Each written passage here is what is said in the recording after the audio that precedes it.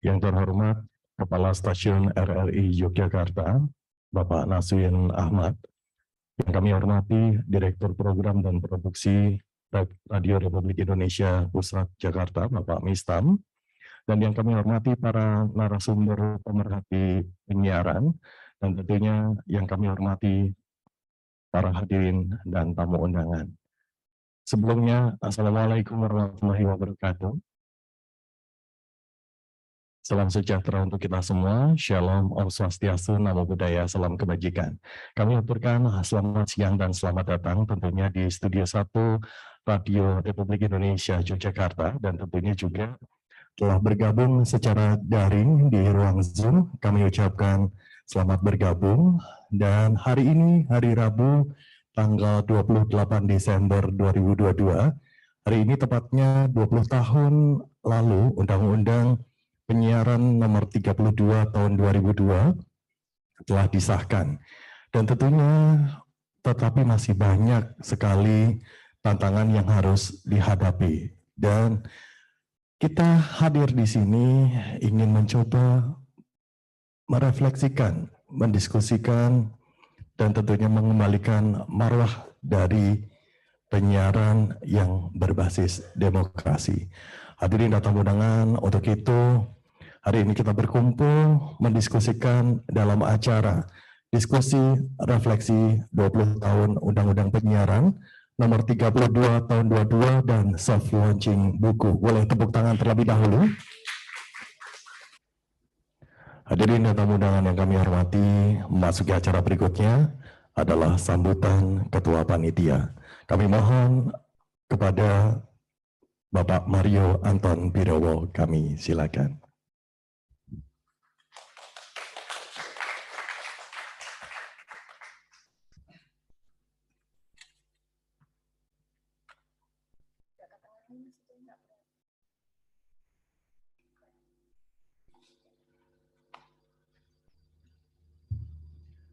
Oke, selamat siang semua, salam sejahtera.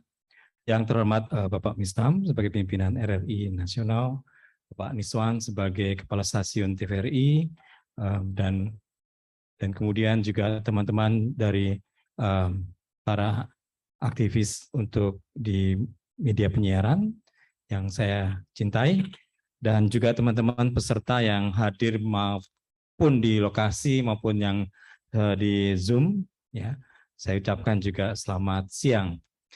Sekarang tanggal 28 selain ulang tahunnya Mbak Lintang, yaitu sekarang juga adalah kita memasuki yang kita sebut sebagai masa 20 tahun Undang-Undang Penyiaran, ya, diterapkan dan kita kemudian diundangkan.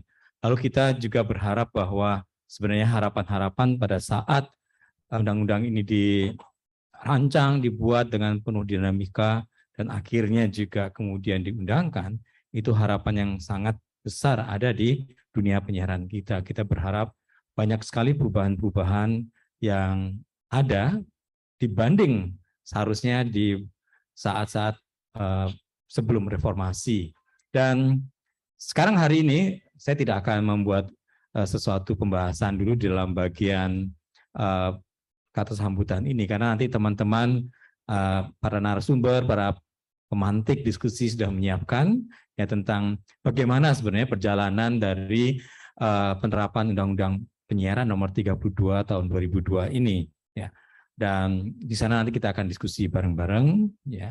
Tapi secara umum dalam berbagai diskusi yang sudah dilakukan di dalam rangkaian ini, jadi rangkaian ini memiliki beberapa kegiatan. Pertama adalah diskusi bulanan, kurang lebih sudah 5 kali sejak bulan Juli, ya, sejak bulan Juli disepakati oleh teman-teman koalisi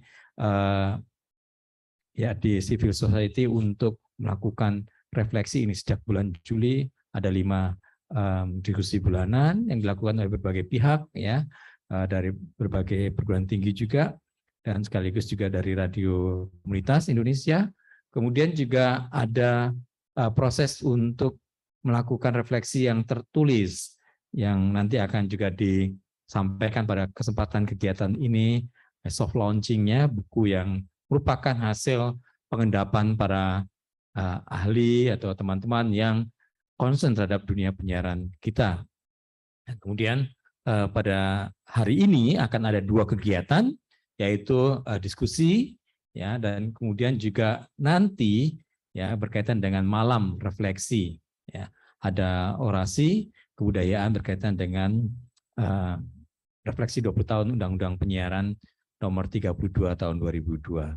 Nah, teman-teman sekalian, nanti dimohon untuk selalu ya tanpa ragu aktif dalam berbagai kegiatan kita hari ini, diskusi maupun juga nanti di malam refleksi.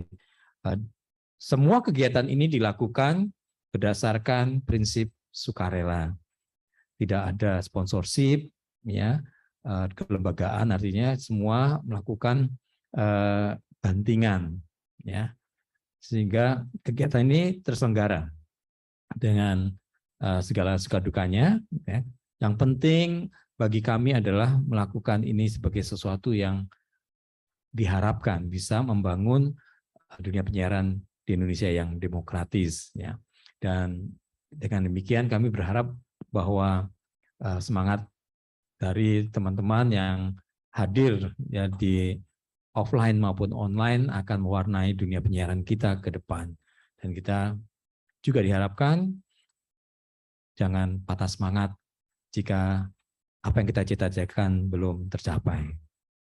Demikian dari saya yang kebetulan mewakili teman-teman sekalian untuk acara ini sebagai sambutan. Saya kembalikan Mas Beksa. Ya, selamat siang semua. Baik, kita berikan tepuk tangan. Itu tadi adalah sambutan ketua panitia Bapak Anton Mario Anton Birowo, dan tentunya hadirin serta tamu undangan yang kami hormati. Memasuki acara berikutnya adalah sambutan dari Direktur Utama Radio Republik Indonesia yang dalam hal ini akan disampaikan oleh Direktur Program dan Produksi Radio Republik Indonesia. Kami mohon kepada Bapak Mistam secara daring, kami silakan. Terima kasih. Sebelum saya mengucapkan salam, suara saya bisa diterima di Yogyakarta dengan baik? Ya, bisa. Alhamdulillah. Terima kasih. Assalamualaikum warahmatullahi wabarakatuh. Waalaikumsalam warahmatullahi wabarakatuh. Puji syukur kehadirat Tuhan Yang Maha Kuasa, pada kesempatan hari ini kita bisa bermuajahah bersilaturahmi dengan tokoh-tokoh penyiaran di Republik ini. Ya, kenapa? Karena sebetulnya saya kangen sekali berhadir di RRI Yogyakarta. Saya sudah cerita kepada Mas Naswin beberapa hari yang lalu. Mas Naswin, saya insya Allah akan hadir ke sana. Karena kenapa? Saya yang pertama adalah ingin silaturahmi dengan senior-senior semuanya yang ada di forum ini. Dan yang kedua, ingin menambah wawasan kaitannya dengan perkembangan-perkembangan yang insya Allah itu secara kontinu dibahas, tentang undang-undang ini dibahas oleh bapak-bapak dan ibu-ibu semuanya, senior-senior saya yang ada di sini.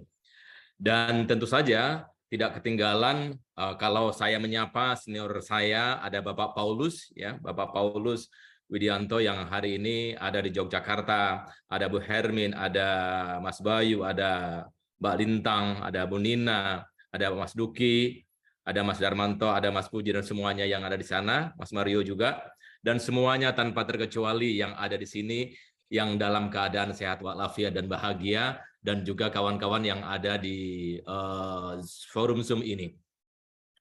Tidak henti-hentinya saya mengamati bapak-bapak dan ibu-ibu semuanya yang expert dalam hal pembahasan undang-undang penyiaran ini telah dilakukan. Karena saya juga beberapa kali mengikuti beberapa tahun yang lalu, mulai sekitar 10 tahun yang lalu saya sudah update, kemudian sekitar 6 tahun yang lalu, apalagi di saat saya berada di Dewan Pengawas, saya selalu berkomunikasi dengan bapak-bapak semuanya yang ada di sini kaitannya dengan perkembangan undang-undang penyiaran yang akan yang dibahas. Namun demikian masih sampai detik ini, sampai hari ini masih terus dibahas sepertinya. Nah, kalau saya mengamati pembahasan ini sepertinya masih dalam pembahasan begitu ya, belum sampai eksekusi. Tapi itulah perjuangan yang tiada henti yang dilakukan oleh kita semuanya. Dan mudah-mudahan energi positif dari Yogyakarta, dari Radio Republik Indonesia Yogyakarta yang penuh dengan sejarah ini, energi dari Yogyakarta tidak hanya ada di Yogyakarta sampai kepada Jakarta, terutama di Senayan. Dan mudah-mudahan pemikiran-pemikiran yang akan disampaikan dalam forum diskusi dan malam refleksi 20 tahun Undang-Undang Penyiaran ini betul-betul getarannya itu tidak hanya dirasakan di Yogyakarta, tetapi getarannya itu dirasakan, tidak hanya sekedar dirasakan, tapi menjadi sebuah pemikiran sehingga Undang-Undang Penyiaran itu betul-betul terrealisir seperti yang kita harapkan bersama. Karena kenapa memang dari kajian, dari pemikiran, dari diskusi yang ada beberapa hal yang memang perlu diupdate Undang-Undang Penyiaran ini untuk menjawab tantangan di era sekarang ini.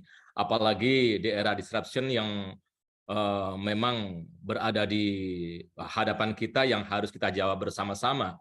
Karena kenapa pelaku penyiaran sekarang ini, kalau saya amati secara berpikirnya, tidak hanya berpikir bagaimana dia membuat strategi programming untuk terestrial, tetapi dia berpikir bagaimana strategi untuk melayani tidak hanya terestrial atau listenernya, tetapi dia berpikir bagaimana strategi programmingnya untuk menjawab tantangan untuk viewernya, subscribernya, kemudian readernya, dan lain sebagainya. Sehingga inilah yang harus kita lakukan bersama-sama. Nah, itu semuanya perlu payung, perlu dasar yang sangat kuat. Nah, Undang-Undang Penyiaran tentu saja akan menjawab semuanya itu. Mudah-mudahan diskusi yang dimulai hari ini sampai malam hari ini sekali lagi membawa hasil yang maksimal, sehingga sekali lagi getarannya tidak hanya dirasakan di Yogyakarta, tetapi sampai ke Jakarta. Tentu saja kami dari Radio Republik Indonesia merasa bersyukur, berterima kasih sekali kepada bapak-bapak dan ibu-ibu semuanya. Kenapa? Karena RRI tidak hanya sekedar menjadi tempat, saya kira. Tempat pembahasan diskusi dan malam refleksi ini menjadi tonggak sejarah, saya kira. Sehingga perjalanannya kalau toh nanti ini yang memang harus kita harapkan ini terrealisir, itu setidak-tidaknya tempatnya RRI sebagai tempat pembahasan ini menjadi bagian sejarah bahwa pembahasan Undang-Undang Penyiaran ini ternyata lama loh pembahasannya, dan mudah-mudahan hasilnya sesuai dengan yang kita harapkan semuanya. Bapak Ibu semuanya, sekali lagi kami sebagai Sohibul Bait, sebagai tuan rumah mengucapkan terima kasih dan mohon maaf apabila ada kekurangan dan kekhilafan selama memberikan services, ya, memberikan pelayanan yang sederhana ini. Sukses untuk kita semuanya dan selamat berdiskusi kepada bapak-bapak dan ibu-ibu sampai nanti malam, dan insya Allah saya akan memonitor dan mengikuti. Terima kasih. Sekali lagi ada salam dari Direktur Utama tadi. Kebetulan tadi Natalan, setelah Natalan masih ada kegiatan. Salam kepada bapak-bapak dan ibu-ibu. Salamnya katanya pokoknya kita akan mendukung. Pokoknya kita, nah ada kata pokoknya begitu kan, pokoknya kita akan mendukung, pokoknya kita akan selalu bersama-sama dengan bapak-bapak dan ibu-ibu. Terima kasih, sukses untuk kita semuanya. Wassalamualaikum warahmatullahi wabarakatuh.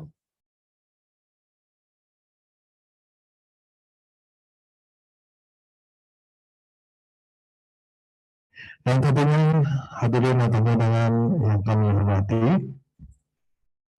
memasuki acara berikutnya adalah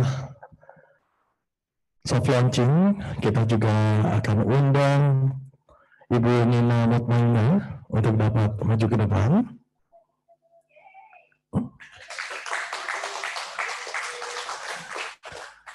Dalam soft launching ini kita akan launching soft launching tentang buku Redupnya Demokratisasi Penyiaran. Ya, boleh diceritakan dulu bukunya seperti apa? Ini mau langsung ada presentasinya kan? Ada. Baik, Assalamualaikum warahmatullahi wabarakatuh. Selamat siang semua teman-teman. Selamat siang Pak Mistam yang hadir online. Senang sekali bisa hadir di sini, dan saya di sini berdiri untuk mewakili semua teman-teman yang terlibat dalam penyusunan buku ini. Ya, Saya ingin bercerita sedikit tentang buku ini seperti apa, dan sebenarnya salah satu acara kita berkumpul ini adalah untuk memberitahu kepada publik semua, teman-teman di luar sana, bahwa kami, masyarakat sipil, menghadirkan buku ini sebagai peringatan refleksi kami semua untuk 20 tahun usia Undang-Undang Penyiaran. Boleh lanjut? Ini covernya, ya, redupnya demokratisasi penyiaran, dan ini adalah refleksi 20 tahun Undang-Undang Penyiaran. Kenapa pakai kata redup? Nanti kita akan lihat memang situasinya redup. Apa boleh buat? Boleh lanjut? Setelah kami gembira ketika Undang-Undang Penyiaran tahun 2002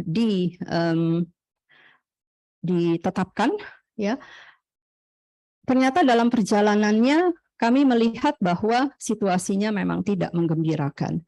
Buku ini adalah catatan kami, refleksi kritis kami, masyarakat sipil, mengenai perjalanan 20 tahun berlakunya Undang-Undang Nomor 32 Tahun 2002 tentang penyiaran, dan ini adalah wujud kegelisahan kami yang merasakan redupnya demokratisasi penyiaran di Indonesia selama 20 tahun undang-undang tersebut diberlakukan. Lanjut. Awalnya kami tadi katakan gembira ketika tahun 2002 undang-undang ini ditetapkan, karena rasanya undang-undang ini memberikan angin segar bagi tumbuhnya iklim demokratisasi penyiaran.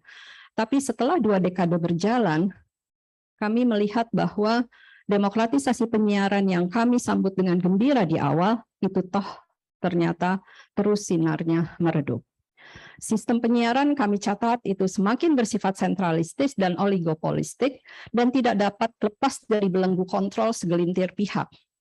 Sementara itu, publik yang merupakan pemilik paling sah atas spektrum frekuensi, kepentingannya banyak terabaikan.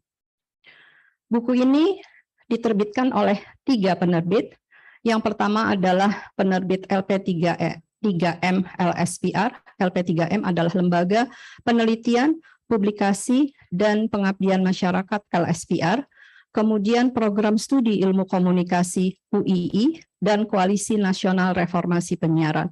Kami sangat berterima kasih kepada 3 penerbit ini yang bekerja sama dan saling bahu-membahu dengan biaya yang tadi Mas Anton sudah bilang tidak ada sponsor sama sekali di sini. Jadi ini murni gotong royongnya masyarakat sipil untuk menerbitkan ini. Dan kami juga merencanakan bahwa kalau toh nanti ada penjualan terhadap buku ini, karena distribusinya kami harapkan juga bisa mendatangkan hal yang membawa kebaikan manfaat bagi kegiatan masyarakat sipil, maka akan digunakan sepenuhnya untuk kegiatan non-profit masyarakat sipil. Lanjut lagi. Ini editornya, saya bersama teman-teman, ada Mbak Lestari Nurhayati. Mbak Lestari. Terima kasih Mbak Lestari. Mbak Lestari dari LSPR. Kemudian ada Mas Muji Rianto, belum hadir, dari UII. Kemudian ada Mbak Diana Anggraini. Silakan Mbak Diana dari Universitas Pancasila. Dan ada Pak Ketua Besar kita, Mas Anton Birowo. Kemudian penulis kami, lanjut lagi. Ada 22 orang dan seluruhnya adalah akademisi dan aktivis masyarakat sipil yang memang terbiasa melakukan publikasi atau advokasi di bidang penyiaran. Buku ini terdiri dari 5 bab. Yang pertama adalah tentang sejarah Undang-Undang Penyiaran, yang kedua tentang demokratisasi atau daulat publik, yang ketiga mengenai Komisi Penyiaran Indonesia, keempat lembaga penyiaran publik, dan kelima lembaga penyiaran komunitas. Tadi ada 5 editornya, masing-masing menangani 5 bab ini. Lanjut lagi, siapa penulisnya, dan kami sangat berterima kasih, ini penulis-penulis yang pro bono semuanya. Yang pertama adalah Mbak Prof. Hermin Indah Wahyuni, menulis tentang proses lahirnya Undang-Undang Penyiaran. Saya bukan bicara judul ya, tapi topiknya, ya, tentang proses lahirnya Undang-Undang Penyiaran. Kemudian ada Mas Puji Rianto yang menulis tentang judicial review terhadap Undang-Undang Penyiaran dan menulis bersama saya tentang Undang-Undang Cipta Kerja. Kadang para editor itu harus menanggung tulisan yang tidak dapat ditulis oleh penulisnya. Jadi ketiban pulung, apa boleh buat editornya jadi menulis juga double, ya, minta maaf untuk ini. Kemudian Rahayu, Mbak Rahayu dari UGM, menulis tentang berbagai peraturan pemerintah dan peraturan menteri mengenai undang-undang mengenai penyiaran. Lanjut, kemudian ada Mas Bayu Wardana. Mas Bayu tadi hadir. Oke. Halo Mas Bayu, ini dari Aji, menulis tentang revisi undang-undang penyiaran, dan saya sendiri membantu untuk undang-undang Cipta Kerja. Lanjut, bab 2. Ada Dr. Ade Armando dari UI menulis tentang sistem stasiun jaringan. Ini adalah memang sudah terbiasa menulis tentang SSJ. Kemudian ada Kang Nur Sawal dari Bandung menulis tentang perizinan. Ada Mas Ignatius Haryanto dari UMN menulis tentang kepemilikan. Lanjut, saya sendiri menulis tentang evaluasi lembaga penyiaran dan dominasi pemerintah. Dan kemudian ada Mbak Lintang Ratri. Halo Mbak Lintang. Selamat ulang tahun, menulis tentang konten penyiaran. Lanjut lagi. Dan ada Mas Wendra Tama. Mas Wendra ada? Belum hadir. Ada menulis tentang migrasi digital. Ada Mas Erianto dari UI, menulis tentang iklan dan rating. Ada Prof. Eni Mariani. Halo Mbak Eni, berdiri sebentar Mbak Eni. Menulis tentang lembaga penyiaran lokal. Dan bab 3. Bab 3 tentang Komisi Penyiaran Indonesia, ada Mbak Dina Listio Rini. Mana Mbak Dina? Hai. Tentang proses lahirnya KPI, Mbak Dina tahu nih tentang proses lahirnya KPI dan pernah di KPID juga. Kemudian ada Mbak Lestari Nurhayati. Halo Mbak Lestari, menulis tentang kinerja KPI. Lanjut, ada Bang Rusdin Tompo, ini dari Makassar, Ketua Satu Pena dari Makassar, menulis tentang hubungan KPI dan KPID. Bang Rusdin ini juga pernah di KPID. Dan ada Kang Nur Sawal kembali menulis tentang P3 dan SPS. Dan perlu diketahui Bang Nur Sawal ini juga terlibat dalam penyusunan P3 SPS 2012 yang masih dipakai sampai sekarang. Ya. Terus bab 4 tentang lembaga penyiaran publik. Nah, kalau kita berada di RRI, kita berada di ini, rumah ini, lembaga penyiaran publik.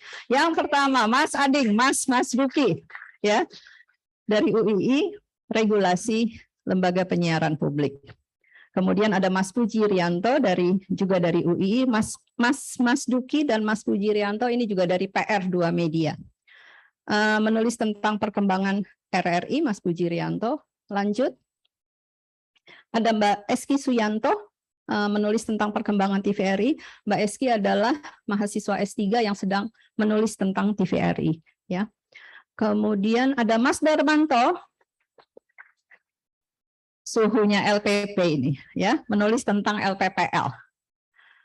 Kemudian yang bab 5, maaf. Bab 5 adalah tentang lembaga penyiaran komunitas. Ini adalah orang-orang yang memang terbiasa berkecimpung dalam penulisan dan advokasi tentang lembaga penyiaran komunitas. Yang pertama adalah Mas Anton, Mario Antonius Birowo, tentang sejarah lahirnya lembaga penyiaran komunitas. Kemudian ada Resi Duyana menulis 2 topik tentang regulasi lembaga penyiaran komunitas dan masa surut LPK. Masa surut LPK adalah studi Resi di S3 Komunikasi UI. Sudah lulus sekitar setahun yang lalu menulis tentang topik ini. Selanjutnya, lanjut. Ya, kemudian ada Mas Imam Prakoso. Mas Imam ada? Halo Mas Imam. Tentang masa kejayaan LPK. Kemudian ada Mbak Diana Anggraini dari Universitas Pancasila menulis tentang kontribusi LPK. Sudah selesai tampaknya? Ya, terima kasih. Jadi kami berharap bahwa teman-teman di sini bisa menyuarakan juga tentang buku ini. Buku ini insya Allah pada awal tahun harus paling lambat Februari ya, Mbak Lestari, ini harus sudah terbit. Dan kami siap untuk membicarakan ini lebih jauh ke publik. Masyarakat sipil sangat serius dengan ini dan ini adalah bagian dari refleksi kita bersama. Terima kasih. Wassalamualaikum warahmatullahi wabarakatuh. Waalaikumsalam warahmatullahi wabarakatuh. Kita buka sekali lagi. Dan tentunya boleh ke depan terlebih dahulu. Sesaat lagi kita akan memutarkan video soft launching buku Redupnya Demokratisasi Penyiaran.